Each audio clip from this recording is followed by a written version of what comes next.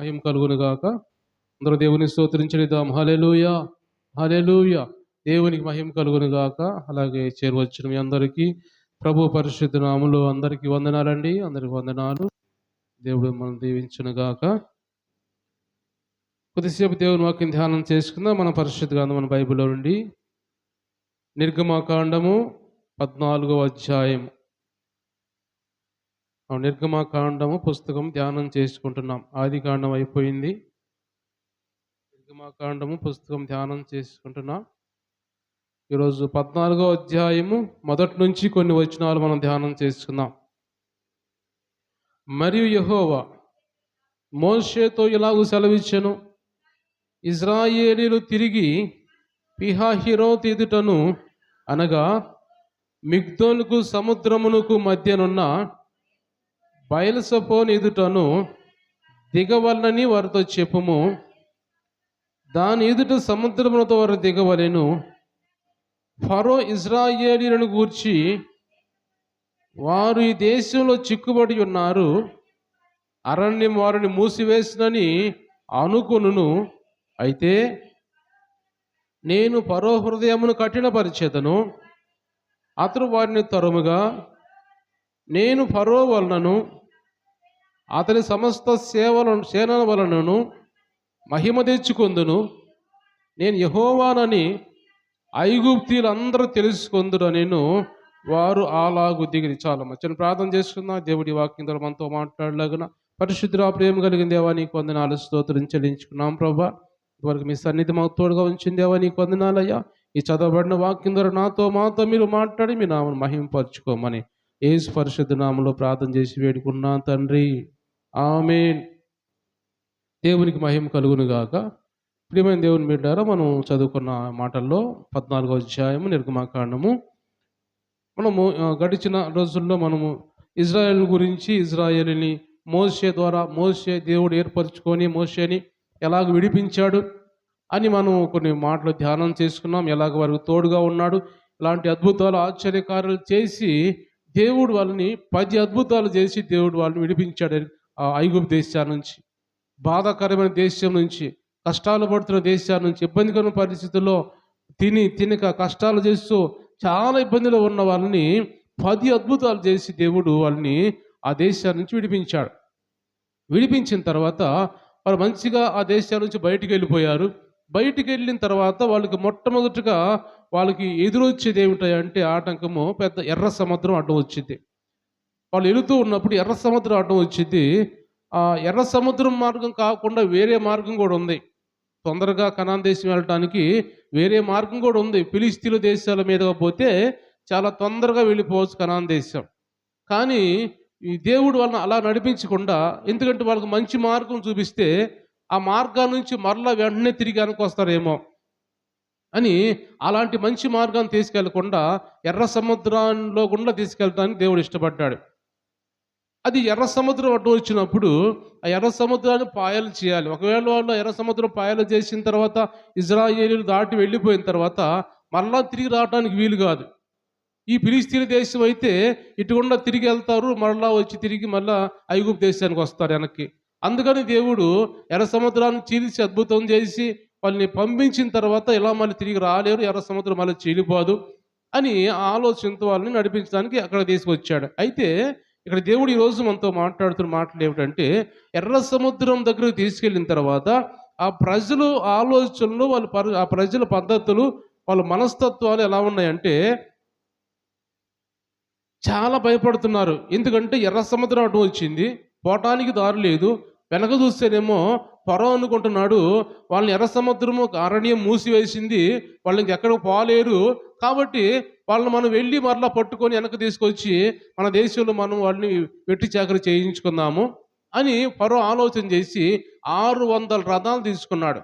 600 రథాలు, ఆ శ్రేష్టమైన మంచి యుద్ధం చేసే నాయకులు, సైనికులు, అధిపతులు అందరిని తీసుకొని 600 మంది అధిపతులు, 600 రథాలు తీసుకొని ఆ ఇజ్రాయేలుని వెంబడించడానికి వస్తుంది. ఎందుకంటే అంతమంది ఇజ్రాయేలు దాదాపు 20 లక్షల మంది పైనే ఉన్నారు. అంతమందికి కనీసం 600 మంది అయినా కావాలి యుద్ధం చేసేవాళ్ళు అని ఆయన ఆలోచన చేసి తీసుకొచ్చి వెంబడిస్తున్నప్పుడు దగ్గరికి వచ్చినప్పుడు ఇశ్రాయేలు వెనక్కి తిరిగి చూశారు. చూసి వాళ్ళు ఎంత భయపడ్డారంటే, ఎంత ఆందోళన చెందుతున్నారంటే, ఆ మాట నేను చదువుతాను 10వ వచనంలో. ఫరో సమీపించుచుండగా ఇశ్రాయేలీయులు కనులెత్తి ఐగుప్తీయులు తమ వెనక వచ్చుట చూసి మిక్కిలి భయపడి యెహోవాకు మొర్రపెట్టిరి. అంతటా మోషేతో ఐగుప్తులో సమాధులు లేవని ఈ అరణ్యంలో చచ్చుటకు మమ్మల్ని రప్పించితివా? మమ్మును ఐగుప్తుల నుంచి బయటికి రప్పించి మమ్మను ఇట్లు చెయ్యనేలా? మా జోలికి రావద్దు, ఐగుప్తీయులకు దాసులమవుతాం అని ఐగుప్తులు మేము నీతో చెప్పిన మాట ఇదే కదా. మేము ఈ అరణ్యమందు చచ్చుట కంటే ఐగుప్తీయులకు దాసులు మగటి మేలని చెప్పిరి. దేవుని స్తోత్రం చెల్లిద్దాం. హల్లెలూయా. వీళ్ళు ఏమంటున్నారు ఇప్పుడు? ఏమన్నారంటే, మోషేను చూసి నీకు అక్కడే చెప్పాను, ఆ దేశంలో చెప్పాము, మా జోలికి రావద్దు, మమ్మల్ని పట్టించుకోవద్దు నేను చెప్పాను కదా. అయినా కానీ మీరు ఏదో చేసి మమ్మల్ని తీసుకొచ్చారు. ఇక్కడ తీసుకొచ్చిన ఏమైంది? అదేదో చచ్చిపోతే దేశంలో చచ్చిపోయాడు కదా. అరణ్యంలో సమాధులు లేవని, అక్కడ సమాధులు లేవని ఇక్కడ తీసుకొచ్చి మమ్మల్ని ఏడ చంపుతున్నావా అని మోషే మీద సణుక్కుంటున్నారు. మళ్ళీ ఏమంటున్నారంటే, మేము ఐగుప్తు దాసులు అయిపోతాము, అమ్మ నన్ను పట్టించుకోబాకండి, మేము వెళ్ళి వెనక తిరిగిపోతాము అని ఇజ్రాయేలీయులు మోషేతో మాట్లాడుతున్నారు. ఇక్కడ వాళ్ళ ఆలోచన ఎలా ఉన్నాయి, వారి మనస్తత్వాలు ఎలా ఉన్నాయంటే, దేవుడు వాళ్ళ కన్నులు చూస్తూనే ఉన్నాయి, కన్నులారా చూస్తున్నారు. వాళ్ళు దేవుడు చేసిన అద్భుతాలు 10 అద్భుతాలు వాళ్ళు కన్నులారా చూస్తున్నారు. ఐగుప్తు దేశంలో భయంకరమైన చీకటి ఉంటే 3 రోజులు వాళ్ళ దేశంలో వెలుగు ఉంది. ఐగుప్తు దేశం అంతా కూడా పేరుచి పడుతుంటే, లేకపోతే దద్దుర్లు పొంగుతూ ఉంటే, లేకపోతే మిడతలుచి పడుతూ ఉంటే, వడగండ్లు పడుతూ ఉంటే, భయంకరమైన ఆ కార్యాలు అక్కడ జరుగుతూ ఉంటే, రక్తం అంతా ఆ నీళ్ళన్నీ రక్తంగా మారిపోతున్నాయి. వాళ్ళందరూ రక్తం తాగలేకుంటే వీళ్ళకి మంచినీళ్ళు వస్తున్నాయి. వీళ్ళకి మంచి అది ఏ వడగండ్లు పడలేదు, ఏ చీకటి లేదు. వీళ్ళకి మంచి గోషేరు అనే ప్రాంతం అది. ఆ ప్రాంతం అంతా పచ్చగా ఉంటుంది. ఆ ప్రాంతం వీళ్ళు మంచిగా ఉన్నారు, జీవించారు వీళ్ళు. చివరిగా 10వ అద్భుతం చేసి ఆ ఐగుప్తు దేశంలో మొదటి సంతానం అంతా చనిపోయారు. వీళ్ళు మాత్రం చాలా సంతోషంగా హాయిగా ఉన్నారు. ఇన్ని అద్భుతాలు కళ్ళారా చూసి కూడా వాళ్ళు దేవుడిని వాళ్ళు మర్చిపోయి, దేవుడు చేసిన మేళ్ళు మర్చిపోయి, మమ్మల్ని ఎందుకు ఇలా తీసుకొచ్చావు, మమ్మల్ని ఎందుకు ఇలా, మేము మళ్ళీ అక్కడికి వెళ్ళిపోతాం, మళ్ళీ ఆ దాసులతో వెళ్ళిపోతాం, మేము వాళ్ళకి చాకరీ చేస్తాం, మళ్ళీ ఆ ఇనప గొలుములోకి వెళ్ళిపోతాం, ఆ లోకంలోకి వెళ్ళిపోతాం, వాళ్ళ విగ్రహాలు పూజిస్తాము, వాళ్ళతో వాళ్ళు కలిసి విగ్రహారాధన చేస్తాం మేము అని వాళ్ళు వెనక్కి తిరిగి చూసే ఆలోచనలో ఉన్నారు. ఇక్కడ దేవుని స్తోత్రం చెల్లిద్దాం. హల్లెలూయా.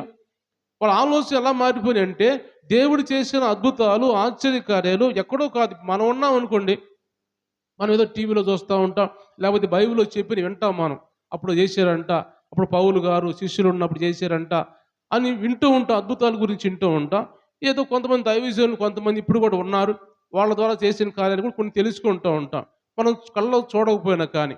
అయితే వీళ్ళు వాళ్ళు కళ్ళెదురు చూస్తూ ఉన్నారు, వాళ్ళ పక్క చూస్తూ ఉన్నారు. ఆ దేశం అంతా నాశనం అవుతుంది, ఆ దేశం అంతా ఏగలు గుంపు వచ్చింది, మిడతలు వచ్చినాయి, భయంకరమైన తెగుళ్ళు వచ్చినాయి ఆ దేశం మీదకే. అన్నీ వచ్చినా చూస్తూ ఉండి కూడా మన దేవుడు అద్భుతం చేసే దేవుడు కదా, మన దేవుడు ఆశ్చర్యకరం చేసే దేవుడు కదా. ఇక్కడ ఈ ఎర్ర సముద్రం అడ్డం వస్తే ఈ ఎర్ర సముద్రాన్ని కూడా చీల్చే దేవుడు కదా ఆయన, లేకపోతే ఎర్ర సముద్రం మీద మార్గం వేసిన దేవుడు మనం నడిపించే దేవుడు కదా అని ఆలోచన ఎంత మాత్రం మనకు రాకుండా మోషేను దూషిస్తూ మమ్మల్ని ఎందుకు ఇలా నడిపించావని, మోషేను దూషిస్తే దేవుడిని దూషించినట్టే, దేవుడిని అవమానపరిచినట్టే. ఎందుకంటే మోషే తీసుకురాలేదు కదా, దేవుడి ద్వారా, దేవుడి శక్తి ద్వారా, దేవుడు మహత్కార్యాల ద్వారా వాళ్ళు నడిచి వచ్చారు. అందుకని అయినా కానీ, ఎందుకంటే అక్కడ తీసుకొచ్చి దేవుడు మళ్ళీ కోప్పటి వాళ్ళ మీద అక్కడ చంపివేస్తే ఐగుప్తు దేశస్తులు ఏమనుకుంటారు, ఇంతేనా మీ దేవుడి పని అంటారు, ఇదేనా మీ దేవుడు చేసే అద్భుతమో, ఇంతే మిమ్మల్ని కాపాడే దేవుడు ఈయనేనా, ఇక్కడ చచ్చిపోతున్నారు కదా అని ఎగతాళం చేస్తాడేమని దేవుడికి ఆలోచన వచ్చి ఏమంటాడంటే, ఆయన నామాన్ని అవమానపరుచుకోకుండా ఏం చేస్తాడంటే, మీరు భయపడొద్దు, మోషేతో మాట్లాడుతున్నాడు, మోషే వాళ్ళతో మాట్లాడు, మీరు భయపడొద్దు, మీరు ధైర్యంగా ఉండండి.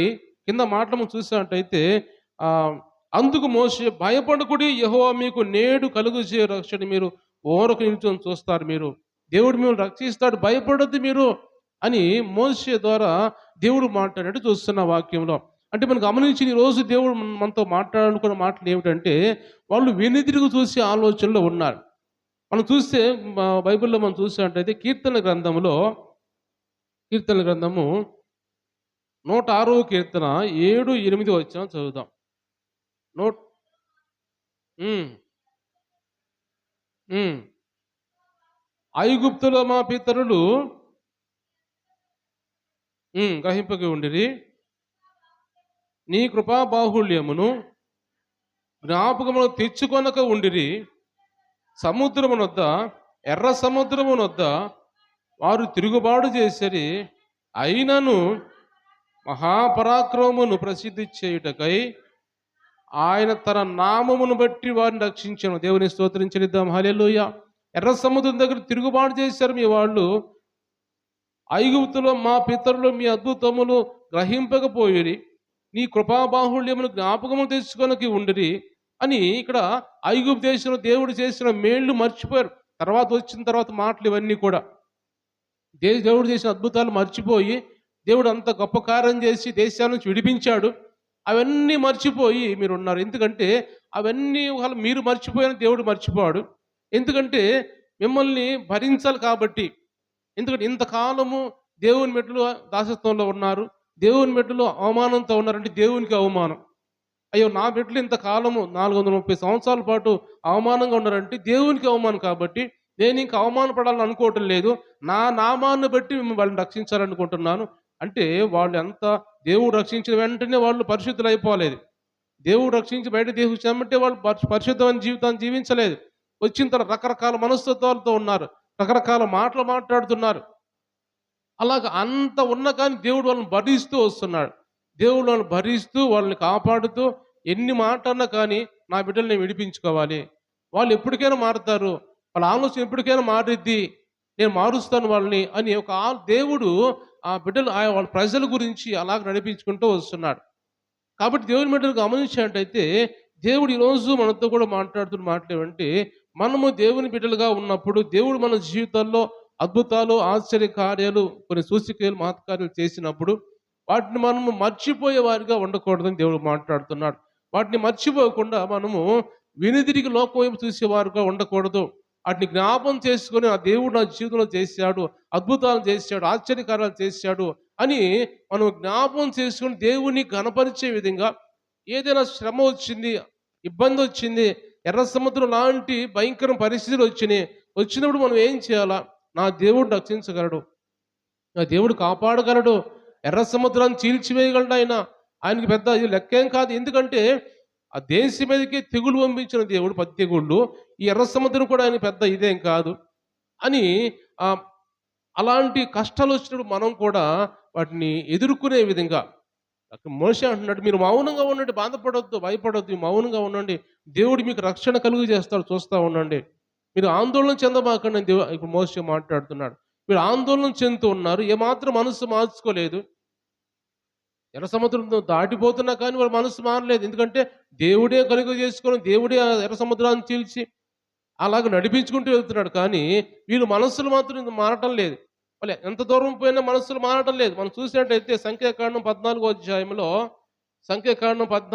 మనం చూసినట్టయితే వాళ్ళ మనస్సులు ఎలాంటి మనస్సులతో ఉన్నాయి అని గమనించినట్టయితే, మొదట్లో మనం చూసినట్టయితే, అప్పుడు సర్వ సమాజము ఎలుగెత్తి కేకలు వేసెను, ప్రజలు ఆ రాత్రి ఎలుగెత్తి ఏడ్చిరి, మరియు ఇశ్రాయేలీయులందరూ మోషే అహరోనుల పైన సణుక్కొనిరి.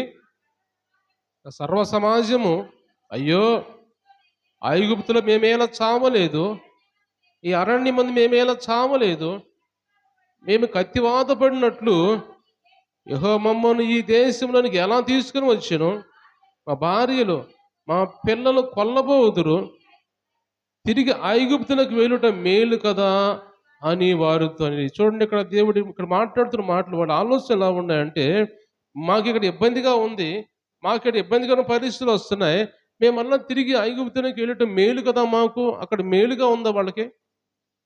అక్కడ ఎంత మేలుగా ఉంది? ఎంత మేలుగా ఉంటే వాళ్ళు మొరపెట్టారు దేవునికి? ఎంత మేలుకరంగా, ఆరోగ్యకరంగా వాళ్ళు ఉంటే వాళ్ళు దేవుడు మొరపెట్టారు. మేలుగా ఉంటే వాళ్ళు మొరపెడతారా? ఆరోగ్యంగా ఉంటే మొరపెడతారా? వాళ్ళకి మంచిగా అన్నీ జరిగిపోతుంటే మొరపెడతారా? ఈ రోజుల్లో మనము కూడా అన్నీ బాగుంటే దేవుడిని మొరపెట్టుకో. మనం అన్నీ బాగుంటే, సంతోషంగా ఉంటే దేవుడు మర్చిపోతాం. ఏదైనా మనకి బలహీనతో, ఏదైనా అవసరమో, ఏదైనా ఇబ్బందిగా పరిస్థితులు వస్తేనే దేవుడు మొరపెడతాం. అయితే వీళ్ళ పరిస్థితి ఎలా ఉందంటే, వాళ్ళు బాగలేనప్పుడు, బలహీనతగా ఉన్నప్పుడు, కష్టాలు ఉన్నప్పుడు మొరపెట్టుకుంటే దేవుడు విడిపించాడు. ఇప్పుడు వాళ్ళు ఏమంటున్నారు? ఆ కష్టాలే వాళ్ళకి బాగున్నాయంట. ఆ ఇబ్బందులే, ఆ బలహీనతలే, లేకపోతే ఆర్థిక ఇబ్బందులే, వాళ్ళు కొరడాలతో కొట్టటమే, లేకపోతే ఆహారం లేక కొంతమంది చనిపోతుంటే, ఇవన్నీ కూడా వాళ్ళకి చాలా మంచిగా ఉన్నాయంట వాళ్ళకి. అందుకని మేము మళ్ళీ అక్కడ పోవటం మాకు మేలు కదా అంటున్నారు. అది మేలు అంట వాళ్ళకి. ఈరోజు దేవుడు ఎందుకు ఈ మాటలు మాట్లాడుతున్నాడు మనతోటి? మనము కూడా దేవుడు మనల్ని రక్షించిన తర్వాత దేవుని చెందుకు వస్తే మనకు మేలు, కానీ మళ్ళా లోకం వైపు తిరిగిపోతే మనకు మేలు కాదు. అది మనకు ఏమాత్రం మేలు కాదు. ఎందుకంటే లోకం అనేది, ఈ లోకము గతించిపోయే లోకం కాబట్టి, సాతాను బంధకాల్లో ఉన్న లోకం కాబట్టి, మనం వెళ్తే సాతాను బంధకాల్లోకి వెళ్ళిపోతాం. సాతాను హస్తాల్లోకి వెళ్ళిపోతాం కాబట్టి, అది ఏమాత్రం మనకి మేలు కాదు. వీళ్ళు అనుకుంటున్నారు అది మాకు మేలు అనుకుంటున్నారు. లోకం మనకు మేలు అనుకుంటున్నాం మనం. లోకంలో కొన్ని చూస్తానికి బాగానే ఉంటాయి, చూస్తానికి అందంగా ఉంటాయి, వాటిని అనుభవించడానికి బాగానే చూస్తూ ఉంటాం, అనుభవిస్తూ ఉంటాం. కానీ అది ఏమాత్రం మేలు కాదని దేవుడు మాట్లాడుతున్నాడు. దేవుని సన్నిధే మేలు. దేవుని సన్నిధికి వస్తేనే మేలు అది. దేవుని నామంలో వాడబడితేనే మేలు మనకి. దేవుడే మనకు సహాయం చేసే దేవుడు, ప్రతి అవసరం తీర్చే దేవుడు, అక్కర తీర్చే దేవుడు. కాబట్టి దేవుని సన్నిధికి వస్తే మనకు మేలు, కానీ లోకంలో ఉంటే మేలేంది? ఈ లోకంలో ఉన్నంత కాలం మనం అనుకుంటాం బాగానే జరుగుతున్నాయి కదా, బాగానే తింటున్నాం కదా, త్రాగుతున్నాం కదా అనుకుంటాం. కానీ ఒకరోజు అవన్నీ కూడా మన దగ్గర నుంచి దూరం అయిపోతాయి. ఒకరోజు అవన్నీ మన దగ్గర నుంచి దూరం అయిపోతాయి. ఏది కూడా మనతో ఉండదు. ఈ వాక్యంలో చూస్తే యెహెజ్కేలు గ్రంథం 7వ అధ్యాయంలో ఒక రాయబడిన మాట ఏమిటి అంటే, వాళ్ళంట ఆ రోజుల్లో, ఆ దినముల్లో అంట, బంగారం కానీ, వెండి కానీ అన్ని వీధుల్లో పారవేస్తారంట. అన్ని వీధుల్లో పారవేస్తారంట. ఎందుకంటే అవంట వాళ్ళు ఉదరాన్ని, వాళ్ళ కడుపును పోషించుకోవటానికి పనికిరావంట రోజుల్లో అవి. వాళ్ళ కడుపును పోషించుకోవటానికి, వాళ్ళు తినటానికి అవి ఏమాత్రం ఉపయోగకరంగా ఉండవంట. పారేస్తారంట అవన్నీ. ధనము, బంగారం ఏమి, వెండి ఏమి, ఇవన్నీ కూడా ఇసిరి పారేస్తారంట. ఇవి మాకొద్దు, వీటితో మాకు అవసరం లేదు అని ఆ రోజుల్లో. ఎందుకంటే ఆ రోజులు దేవుడిని వెతుక్కుంటారు. మాకు నువ్వే కావాలయ్యా, నువ్వు మాతో ఉంటే చాలయ్యా అని అప్పుడు వెతుక్కోవడానికి ప్రయత్నం చేస్తారంట. ఈ లోకం అంతా మాకు వద్దయ్యా అంటారంట. ఆ దినాల్లో, దేవుడు వచ్చే దినాల్లో, దేవుడు రాకడ దినాల్లో. కాబట్టి అది మేలుకరం కాదు. మనకి ఈ లోకంలో ఉన్నది మేలుకరం కాదు. దేవుడి సన్నిధిలో ఉంటే మనకి మేలుకరం. దేవుని రాజ్యానికి పోవటం మేలుకరం. వీళ్ళు కనాన్ దేశం వెళుతున్నారు. కనాన్ దేశం ఎలాంటిది? అది పాలు తేనెలు ప్రవహించే దేశం అది. అది సమృద్ధి అయిన దేశం అది. దేవుడు ఏమన్నా ఊరకనే చెప్పి పలానా దేశం తీసుకెళ్తానన్నాడా?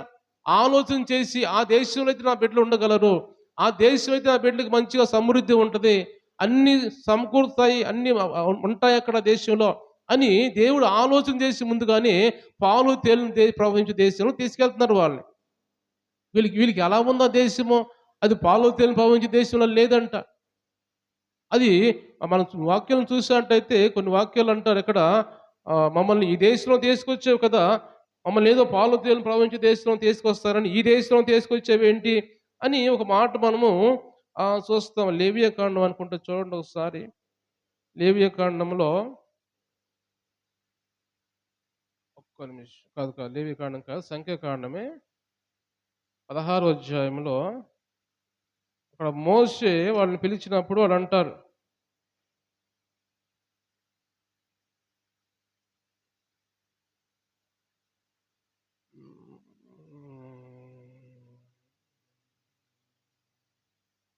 ఇక్కడ మనం చూస్తే 16వ అధ్యాయంలో 12 నుంచి చదువుదాం. 12, 13. అప్పుడు మోషే ఏలియాబు కుమారుడైన దాతాను అబీరాములను పిలువనంపెను.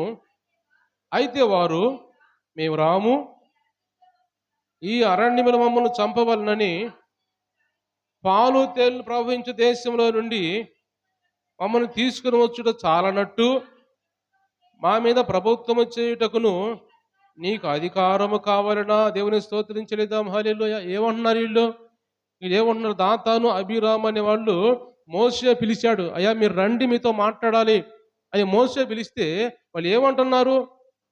మేము రాము, ఈ అరణ్యములు మమ్మల్ని చంపవాలని పాలు తేనెలు ప్రవహించి దేశంలో నుంచి మమ్మల్ని తీసుకొచ్చామంటున్నారు. ఎక్కడి నుంచి తీసుకొచ్చారంట? పాలు తేనెలు ప్రవహించి దేశంలో నుంచి మమ్మల్ని తీసుకొచ్చావు. వాళ్ళు తీసుకొచ్చింది ఎక్కడి నుంచి? ఐగుప్తులో నుంచి తీసుకొచ్చాడు అహరోను, మోషే అహరోన్లు.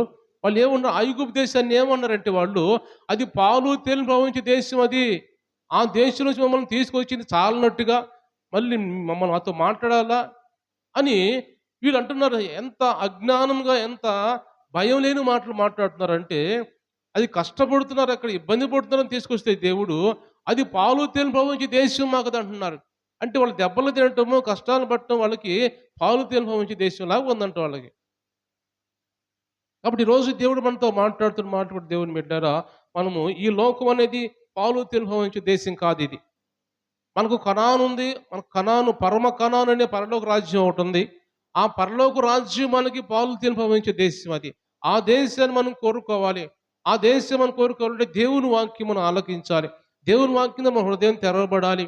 అవునయ్యా, మీ దేశం మాకు కావాలి ప్రభా. మీరిచ్చే దేశం మాకు కావాలి. ఈ ఐగుప్తు మాకొద్దు. ఈ లోకం మాకొద్దు అని ఎలాగైతే ఇజ్రాయేలీలు ఈ ఐగుప్తు దేశాన్ని పాలు తేనెలు ప్రవహించే దేశం అంటున్నారో, అలాగే మనం అనకుండా, అయ్యా మాకు ఇది కాదు, ఈ లోకం కాదు నాయన, మీరిచ్చే లోకం మాకు కావాలి, మీరిచ్చే రాజ్యం మాకు కావాలి ప్రభా అని. ఎందుకంటే అది మేలుకరమైంది కాబట్టి, ఆ మేలుకరమైంది మాకు కావాలి ప్రభా అని దానికోసం మనం వేడుకోవాలని పరిశుద్ధాత్మ దేవుడు ఈరోజు మనతో మాట్లాడుతున్నాడు. దేవుని స్తోత్రించనిద్దాం. హల్లెలూయా. కాబట్టి దేవుని మీద కొన్ని విషయాలు మనం చూసినట్టయితే, కొన్ని ఆత్మీయమైన మాటలు కొన్ని దేవుడు మనతో మాట్లాడడానికి ఇష్టపడుతున్నాడు. కొన్ని మాటలు మనం చూసినట్టయితే ఆహ్,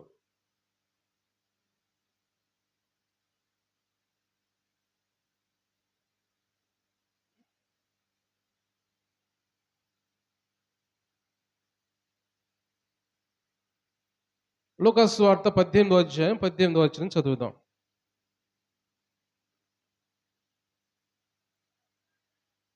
హ్మ్.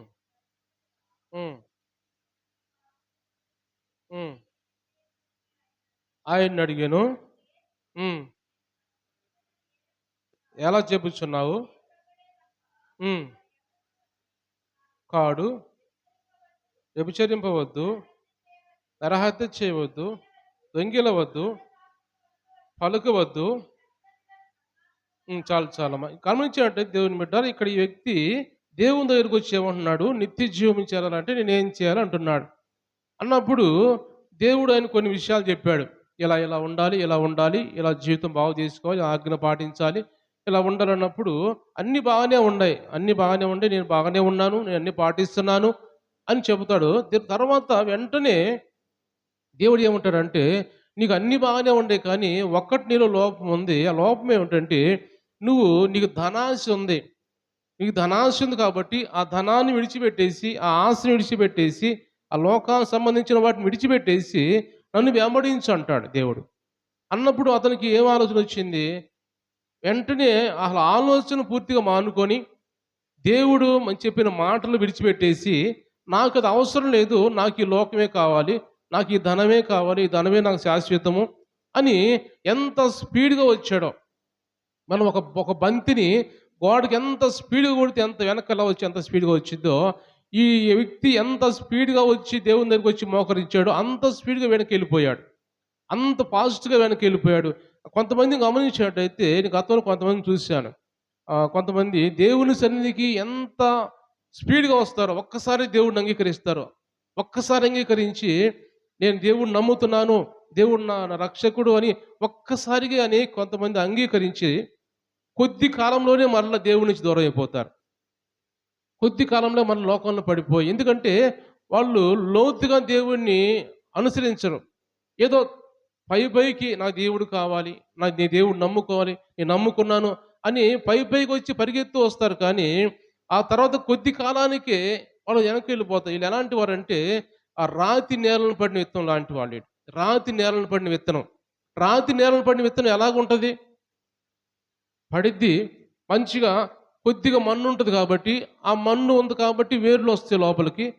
ఆ వేర్లు ఉన్నంత కాలం కింద చూస్తే బండ ఉంటది, రాయి ఉంటది కాబట్టి, ఆ రాయి కాబట్టి ఏర్లు లోపలికి పోవిక్కడ. అక్కడ దాకా ఆగిపోతాయి కాబట్టి, నీరుండదు కాబట్టి అక్కడ ఎండిపోతాయి. ఎండిపోయి అక్కడి నుంచి ఎదగవికన. రాతి నేలను పడిన విత్తనం ఎలా ఉంటది, అలాగా అంత ఉద్రేకంగా ఎలా పెరుగుతుందో, ఎలాగ మాడిపోతుందో చాలామంది మనుషులు కూడా అంత తొందరగా నమ్ముకున్నారు ఎవరైనా ఉన్నారంటే. ఎందుకంటే ముందుగా వాళ్ళు దేవుని వాక్యం విని, ఇని కొంతకాలం విని దేవుని వాక్యంతో నింపబడి, ఆ బాప్తిసం తీసుకొని సరి చేసుకొని ఇలాంటి వాళ్ళు బాగానే ఉంటారు. త్వరగా వచ్చి వెంటనే బాప్తిజం తీసుకొని అలాంటి వాళ్ళు చాలా తొందరగా దూరం అయిపోతారు. రాతి నేలను పడిన విత్తనం లాంటి వాళ్ళు. అలాగా చాలామంది అలాగుంటారు. ఈ వ్యక్తి కూడా అలాంటి వాడే. ఈ సద్బోధకుడా అని దేవుని దగ్గరికొచ్చి అడిగిన వ్యక్తి కూడా ఎంత ఫాస్ట్‌గా వచ్చాడో అంత ఫాస్ట్‌గా వెళ్ళిపోయాడు లోకంలోకి మరల. "నువ్వు నాకు అవసరం లేదు. నాకు లోకమే కావాలి" అని వెనుదిరిగి చూసేవాడిగా, ఎందుకు ఈ మాటలు నేను మాట్లాడుతున్నానంటే, వెనక్కి తిరిగి చూసేవాడిగా ఉన్నాడు ఇతను. పూర్తిగా మనస్సు మార్చుకొని దేవుని దగ్గర రాలేదు. ఈ ఐగుప్తులో నుంచి వచ్చిన ఇశ్రాయేలీయులు వెనక్కి తిరిగి చూసే ఆలోచనలో మేము దాసులుగా ఉంటాం, నాకు ఆ లోకమే కావాలని ఎలాగైతే అంటున్నారో, ఈ వ్యక్తి కూడా వెనుదిరిగి చూసే ఆలోచన దేవుని దగ్గరికొచ్చాడు. అలాగ ఆలోచనతో వచ్చి అడిగినప్పుడు, దేవుడు చెప్పిన మాటలకు అర్థం చేసుకోలేక, అది మాకు అంటే ఈ లోకాన్ని విడిచిపెట్టాలని దేవుడు మాట్లాడాడు. లోకాన్ని విడిచిపెట్టలేక, లోకంలో ఉన్న కొన్ని ఇబ్బందికరమైన పరిస్థితులు చాలా ఉంటాయి. అన్నిటిని విడిచిపెట్టలేక ఆయన అయ్యే నాకు కావాలి, అదే నాకు మేలు, ఇదే నాకు పాలు తేనె ప్రవహించే దేశము అన్నట్టుగా అతను కూడా వెనక్కి తిరిగి వెళ్ళిపోయాడు. దేవుని స్తోత్రం చెల్లిద్దాం, హల్లెలూయా. కాబట్టి ఈరోజు దేవుడు మనతో మాట్లాడుతున్న మాటలు కూడా ఏమిటంటే, మనం కూడా అలా వెనుదిరిగి చూసే వారిగా ఉండకూడదు. ఒక మాట నేను చూద్దాం. సమయం అవుతుంది. ఎందుకంటే మనం సమయం 10:30కే మొదలుపెట్టాం కాబట్టి 1:30కి ముగిద్దాం అని చెప్పాడు దేవుని దాసుడు. మనం ముగింపు సమయం చెప్పకూడదు ఎప్పుడు. స్టార్టింగే చెప్పాలి.